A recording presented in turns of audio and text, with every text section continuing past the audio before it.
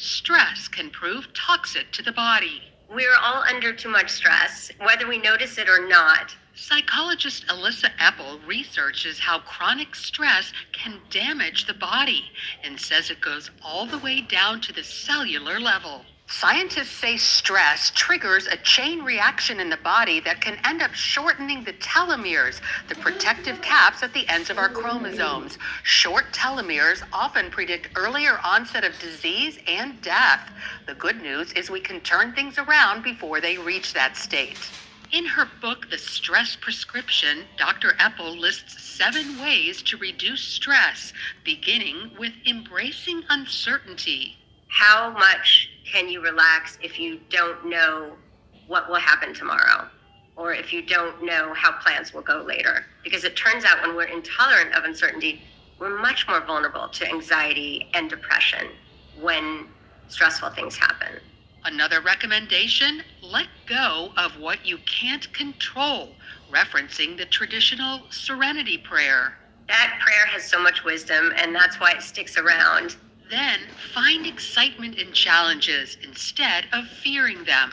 Emphasizing your resources and what you can do, and how that can overcome the demand.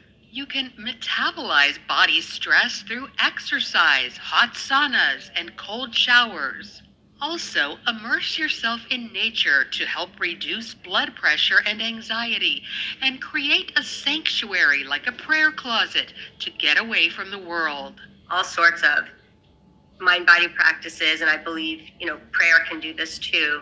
We can develop spiritual urgency, not wait till we get sick and then we feel spiritual urgency, but actually realize now the miracle of life, the fragility of life. Experience deep rest through proper sleep and breathing techniques. And finally, create bliss bookends. That means starting and ending each day with gratitude, while also making strong connections in between.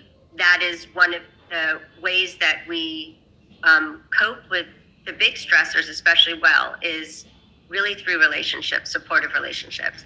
Even people we don't know. So kind acts to strangers in one study had beautiful effects on gene expression for inflammation. So while we can't ignore the problems in our lives, we can respond to them differently and hopefully feel a greater sense of peace and joy. Lori Johnson, CBN News.